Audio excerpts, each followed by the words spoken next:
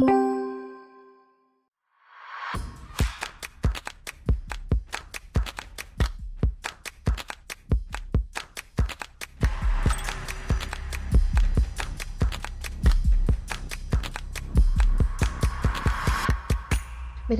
tadi sempet ya yang nyinggung tentang pemerintah nih. Iya, iya. Jadi itu kan sebenarnya kalau misalkan kita nih ya mungkin nggak baca atau tidak mengikuti semua apa kebijakan dari pemerintah Kebijakannya mungkin ya.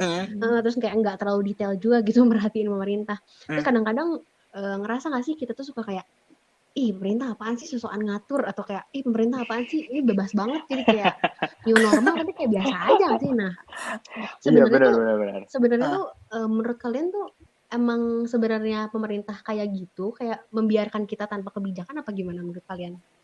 Kalau aku mikirnya kan kalau misalkan kayak kita di rumah gitu kan ekonomi juga kacau dong. Kayaknya itu Setuju. Bu Sri Mulyani tuh stres gitu deh. Maksudnya aku kalau jadi Bu Sri Mulyani kayaknya udah Iya, itu udah benar-benar Kasian. gimana ya? iya, aku kayak kalau jadi dia Ditekan udah di bakal mana-mana. udah stres banget itu mikirinnya. Iya. Karena ya nggak jalan dong ekonomi di Jakarta. Sampai banyak yang tutup juga. Itu juga ya. Iya. Pasti. Apa sih itu yang tutup yang aku lupa ada yang startup Apa tutup. tuh? Startup tutup. Aduh. Startup tutup. Iya, ya, apa sih Apa aku tuh? lupa ya. Oh, Udah. Airy Room ya? Apa? Iya, iya itu kan sih. Red Airy Room Doors. juga tutup kan? Aduh, aku lupa. Oh, ada lagi ya? Rame Airy juga. Room tutup beneran. Iya. Oh iya tutup. Oh beneran. gitu. Iya, Airy Room pokoknya tutup. ya banyak. Pokoknya intinya banyak lah yang tutup gitu. Karena Karena berduka cita ya di rooms. Berduka cita. Iya. Karena COVID gini terus juga kan banyak yang di PHK. Ya. Oh iya, benar. Iya, pengangguran juga jadi meningkat yang kayak gitu-gitu tuh. Aduh, kasihan juga makanya Iya. kalau tetap diadain lockdown kayak gitu, itu bakal kacau juga gitu. Pemerintah mungkin mikirnya ke situ ya. Mungkin mikirnya ke situ. Jadi makanya tetap bukan dipaksain sih. Jadi ya, nyebutnya kan new normal gitu. Iya, penyesuaian lah ya. Penyesuaian. Yang penting kita sesuai dengan protokol tadi, pakai masker, hand sanitizer, cuci tangan, kayak gitu. Iya, benar. Jaga jarak, social distancing. Masih ini nggak sih apa namanya first wave nggak sih? Kita belum ada yang kayak namanya second wave gitu. Jadi ya udah dilanjutin aja wave-nya gitu. Gaspol aja gitu, ya ampun. Gaspol aja kan. Beda sama kayak Korea atau kayak Jepang mungkin ya yang ada second wave-nya gitu. Kita nih first wave udah lanjutin aja udah. Aduh. Jangan-jangan wave-wave-nya gitu banyaknya jadi kayak udah kayak di ombak di lautan. Aduh. Iya. Terus juga masih ingat gak sih pas yang di PSBB transisi nih? Itu Car Free Day mulai dibuka lagi, ya kan? Itu gue di Jogja itu kayak rasanya sakit gitu. Bacakan beritanya. Iya baca. Gue yang di Jogja tuh kayak, aduh, kenapa sih abis Sarina terus CFD nih, aduh. Terus iya nih kak, orang-orang kenapa nggak di rumah? Kalau di Jakarta tuh kan langsung pada bersepeda kan tuh. Bersepeda. New normalnya bukan lari tapi bersepeda tuh langsung, tapi CFD tuh rame banget. Terus langsung hits banget. Terus ada berita berapa orang di CFD gitu reaktif itu, ya ampun. Oh, iya. Bingung banget. 5 orang kalau nggak salah. Iya. Bingung banget kayak, lo yang CFD itu gimana? Udah kayak. Iya, apalagi kan CFD kan lari ya, kan nafasnya itu loh yang terengah-engah gitu kan. Itu dropletnya berapa banyak yang kesebar itu kan, wah itu aku sih. Saling itu berbagi itu indah ya, berbagi droplet. Berbagi indah. Kayak gitu sih konsepnya sih. Tapi berbaginya virus. Berbaginya virus, iya. Tadi maksudnya gue kan sempat mention yang tadi pertanyaan ke kalian nih. Sebenarnya tuh kalau menurut gue ya, ini tuh jadi sebenarnya tuh kan menanggulangi kayak masalah-masalah di Indonesia kayak misalkan permasalahan ekonomi yang semakin meningkat gitu ya, kayak pemasukannya jadi turun gitu dan hal-hal lainnya. Sebenarnya juga kan kita nggak bisa sepenuhnya menyalahkan pemerintah nggak sih, kayak new normal menjadi normal beneran itu tuh ya nggak sepenuhnya salah pemerintah, cuman kayak kenapa nggak warganya aja gitu loh yang bijak menghadapinya gitu, ngerti nggak sih? Kayak meskipun CFD dibuka tapi ya kita tetap jalanin protokol kesehatan nggak sih, kayak gitu. Iya. Jadi nggak sepenuhnya kebijakan yang dibuat sama pemerintah tuh semuanya salah gitu ya. Jadi kayak dari kitanya aja gitu loh yang benar-benar bijak gimana caranya kita bisa survive balik lagi. Iya benar. Tapi di saat ini ya di sosial media itu saat pada menghujat pemerintah gitu ya. Pas PSBB transisi itu ternyata pas ada orang-orang nih yang mungkin harus kerja ya ke mall, harus kerjanya emang di mall gitu, kerjanya di kantor, tiba-tiba langsung, kok udah ada social distancing, ada physical distancing, kayak udah di kursinya udah di XX-in, terus udah ada hand sanitizer, ya nggak sih? Udah ada yang kalau karcis parkir tuh cuman di no touch gitu kan, nggak harus yang mencet gitu, ya nggak sih? Pakai e-money. Iya, pakai e-money. Sebenarnya pemerintah sendiri itu saat melakukan suatu kebijakan tuh nggak sepenuhnya salah gitu. Sepenuhnya itu pasti ada pemikiran yang mungkin kita nggak lihat secara di permukaan ya. Di background tuh nggak tahu gitu loh dalamnya. Iya. Aku yakin pasti pemerintah melakukan terbaik yang bisa dia lakukan gitu. Iya, benar. Ini netizen yang positif pemerintah positif jadi anti pemerintah langsung nge-end podcast kita nih. Iya, kalau aku positif thinking. Enggak, soalnya gimana ya?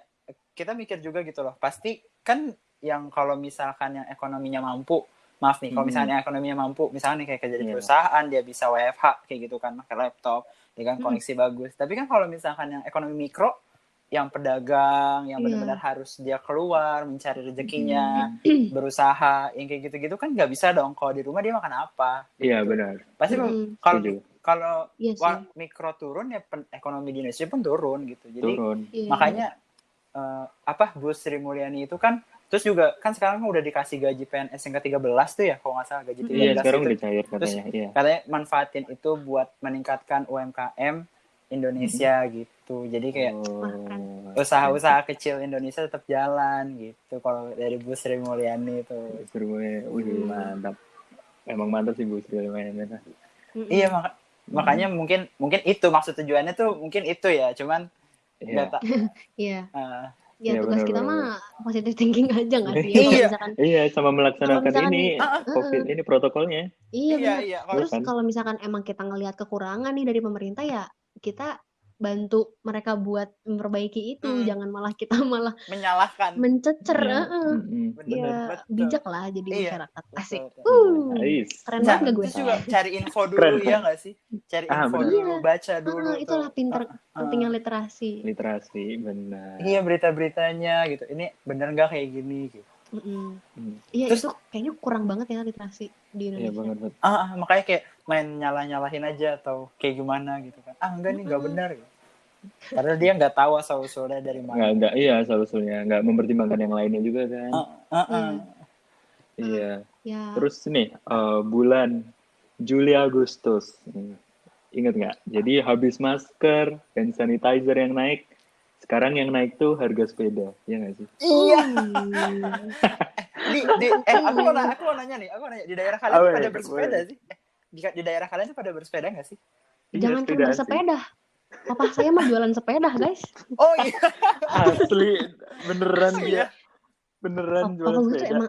Papa gue tuh emang otaknya bisnis gitu kan, jalan gitu. Terus kayak apapun tuh dibisnisin. Emang tahu aja gitu, pasarnya lagi banyak yang ingin sepeda. Lagi tinggi nih permintaannya. Lagi tinggi. Iya, demand-nya naik, guys. Jadi, terus jualin. Keren banget. Tapi sering sold out gitu nggak, Gia? Sering sold out gitu? Wah, pasti laku banget. Laku banget ya? Dong. Emang hits banget ini sepeda. Luar biasa. Wah, parah ya. Waduh. Maju banget emang Kopo Selatan nih. Nah, itu dia. Tidak boleh underestimate daerah-daerah pedalaman. Berarti daerah kalian tuh pada bersepeda juga ya? Iya, pada bersepeda, beneran. Iya. Terus ini nggak sih yang sepeda ini nih, yang kan pas awal Januari kan ada maskapai BUMN ya, yang menyelundupkan sepeda nggak sih? Sepeda Brampton. Oh, aku kurang tahu. Sepeda Brampton. Nah itu Brampton. Pakai bahasa Inggris. Sekarang juga sepeda. Jadi sesuai harfiahnya aja ya. Jadi sepeda Brampton ini juga mulai ngetren juga sih. Padahal harganya tuh 50 juta enggak sih? Padahal harganya tuh lebih mahal daripada harga diri ya sih. Mohon maaf, harga diri saya tidak dijual. Harga diri nggak jual ya? Harga diri nggak dijual ya? Jual ginjal aja berapa ya? Iya. Aduh. Iya, sebenarnya orang Indonesia tuh ternyata kaya juga ternyata ya. Gak yang dibayangkan orang-orang gitu. Ya walaupun cuma beberapa persen doang ya yang beli Brampton juga kan. Cuman banyak aja gitu ya sebenarnya. Iya, banyak aja gitu lah. Kok bisa-bisanya udah beli sepeda Brampton pas masa Covid gitu. Pas masa Covid kan bayangan kita itu kayak orang-orang tuh ada yang kesulitan, apa yang harus dibantu juga kan, UMKM juga kan. Bener.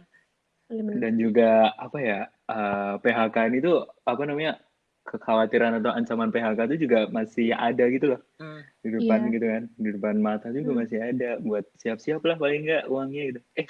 Jadi sepeda Brampton udah beli sampai CEO-nya tuh katanya bingung gitu, ini kenapa orang Indonesia kok pada beli sepeda Brampton gitu. Emang Indonesia doang ya yang beli?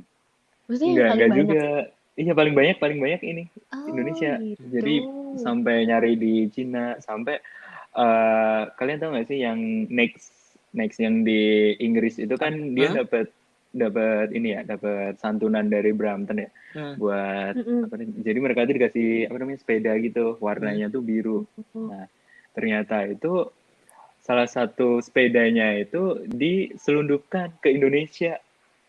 Wow, itu siapa tuh yang beli? Padahal dari Inggris loh itu. Untuk orang Indonesia. Untuk orang Indonesia. Terus sampai di Instagramnya Bramptonnya sendiri itu sampai ngepost tuh yang warna biru kalau nggak salah. Seingat gue, tolong dikembaliin sepedanya karena terakhir ke track itu ada di Indonesia. demi Allah. Malu banget. Makanya malu-maluin banget kan. Aduh.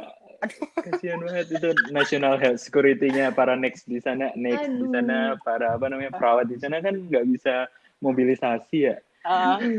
Karena salah satunya dibawa ke Indonesia. Diambil ke Indonesia. Pintar juga ya Indonesia kalau udah punya keinginan tuh cerdas. Cerdas banget emang. Dan itu yang bikin CEO Bramptonnya bingung. Ini kok orang Indonesia kenapa pada beli? Pada nyari kemana-mana. Orang Indonesia terlalu kreatif. Benar banget. Iya, benar banget. Terus btw Brampton ini kan Brompton, mau keren juga Brampton. Iya, boleh. Brampton ini kan sampai harganya puluhan juta gitu ya, maksudnya orang Indonesia tuh ternyata pada mampu loh beli yang begituan gitu kan. Iya benar. Kalau misalkan ternyata ini gue nggak mau ngejudge hobi orang, cuman kayak kalau gue pribadi kalau misalkan emang punya rezeki lebih gitu ya, masih kayak ini jadi sombong jatuhnya. Nggak gitu. Mari kita ulangi dari awal. Oke. Maksudnya kalau harapannya gitu ya, kalau misalkan uang untuk Brampton ini tuh kita kumpulin, terus kita donasi sumbangin ke orang emang yang membutuhkan gitu. Iya. Cuman ya maksudnya kayak gimana? Logikanya tuh kayak emang harus mengikuti semua hal yang hits gitu ya. Dibanding kita membantu tetangga kita sendiri gitu. Benar. Wow. Wah, tapi ya itu no offense ya buat teman-teman yang mungkin mendengarkan dan juga menghabiskan uangnya untuk Brampton ya. Itu kayak tapi siapa tahu tersadar dengan dia ngomong gitu. Oh iya Mas. Waduh. Iya mungkin ya. Jadi kayak dia punya pandangan baru. Oh ternyata masih banyak loh yang butuh bantuan gua. Asik. Iya guys. Gitu guys. Iya sebenarnya privilege masing-masing, preference masing-masing about lagi di banget tentang hobi dan kemana uangnya akan Anda sebarkan atau habiskan gitu. Dihabiskan. Spend mau kemana. Cuman ya alangkah lebih baiknya kita tidak membiarkan tetangga-tetangga kita kelaparan, tetangga kita nggak punya rumah gitu kan. Bukankah mereka yang seharusnya kita bantu. Harus bantu, benar. Iya, untuk bantu. Setuju banget. Nah, sama ini nggak sih, kita tuh makin halu lama-lama. Terutama influencer nih yang ada di YouTube nih. Kenapa? Sih? Oh iya. Nih, para influencer nih sama sampai mantan Menteri Kesehatan ya, yang zaman dulu tuh zaman Pak SBY nih menanggulangi virus flu burung tuh mulai percaya nih sama teori-teori konspirasi COVID-19. Banyak kalau aku gue termasuk orang yang jarang nonton YouTube, tapi gue tuh suka denger yang kayak video-video yang katanya corona itu nggak ada gitu-gitu, video di YouTube tuh yang konspirasi demo-demo di Bali itu ya. Iya, konspirasi tuh kayak gitu tuh aku sering dengar, tapi aku emang jarang nonton YouTube sih kalau aku orang. Oke. Kalau dari Gia sendiri gimana nih, Gia? Ya, maksudnya orang-orang yang menganggap hal ini sebagai teori konspirasi tuh wajar-wajar aja. Maksudnya kayak lagu-lagu K-pop pun orang-orang anggap itu konspirasi. Illuminati, betul? Iya betul. Kayaknya tuh orang Indonesia seneng yang kayak gitu deh. Iya gak sih? Soalnya seru gak sih? Kayak suatu hal yang harus diperbincangkan. Iya. Out of the box gitu, suka mikir yang out of the box gitu. Bener. Sukanya emang gosip gitu ya, yang aneh-aneh gitu ya emang ya. Iya. Gosipnya gosipin corona sekarang tuh. Nah, karena dari kecil kita disuguhi sama mohon maaf nih. Apa? Acara-acara gosip, terus sinetron. Enggak, itu Gia aja kali itu mah. Wow, ya mungkin saya aja. Mungkin ya. Iya, maksudnya jadi kayak dari dulu tuh kita dikasih makannya tuh sama kayak hal-hal yang fenomenal, hal-hal yang drama gitu kayak gitu loh, maksudnya kayak gitu. Jadi emang hal-hal tuh dibuat berlebihan gitu, Mas. Kayak industri lah, biasa industri. Cek and recheck ya sih. Iya. Gila sebut merek. Tapi emang bener kan? Sekarang mungkin lagi zaman-zamannya lambe turah gitu ya. Iya. Lambe turah ini. Tapi nggak nge-follow sih. Handphone jadul. Cekrek. Iya, handphone jadul cekrek. Gila. Bener. Ya kan bener. Iya. Sebenarnya kalau dari gue sendiri menanggapi hal itu sebenarnya kita boleh ngeliat yang kayak gitu. Cuman tuh kita harus lebih yang tadi di awal bilang, literasinya tuh lebih ditingkatin lagi gitu loh. Kita cari tahu. Jangan main asal ngejudge aja gitu loh. Asal komen kayak gitu-gitu tuh yang salah tuh kayak gitu. Sebenarnya kita harus cari tahu info lebih lanjutnya lagi. Bener gak sih kayak gitu? Kan bener gak sih? Kita tuh sekarang udah dipermudah, semuanya ada di Google.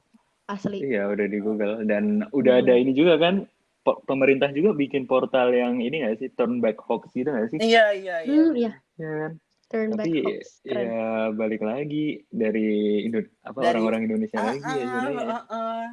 Kemauannya buat nyari informasi, info lain, tapi juga kalau misalkan baca informasi ini ya, baca berita dimanapun di sosmed, terus kita misalkan kayak baca judulnya nih, gimana ya?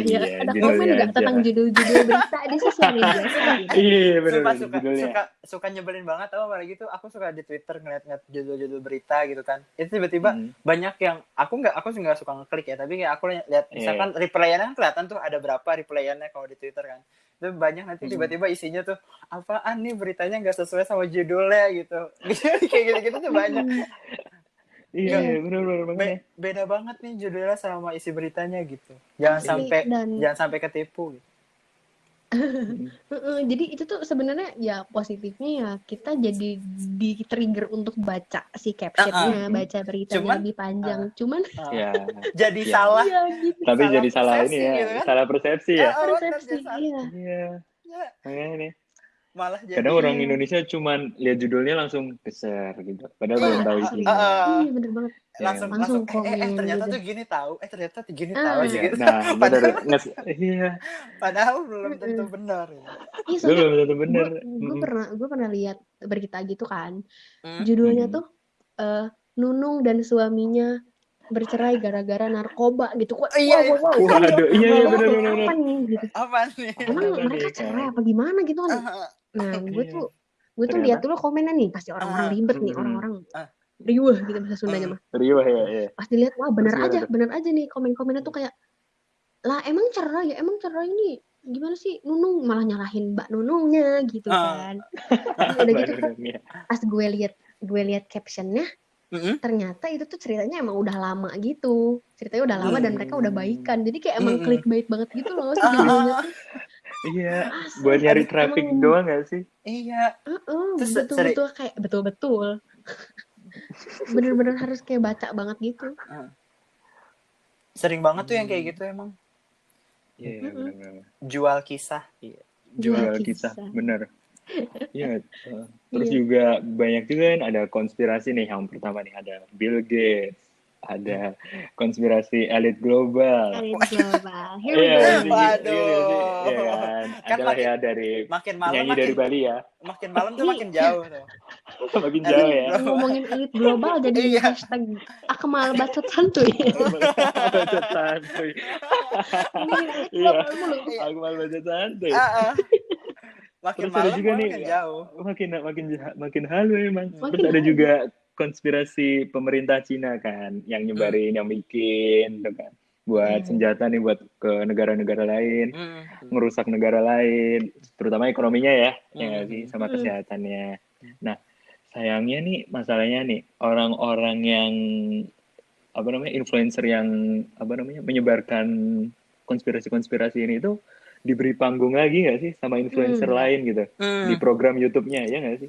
Dipanggil-panggilin kan? Emang diajak itu sekarang drama. Drama banget. Drama banget deh. Itu adalah salah satu aku nggak suka nonton YouTube.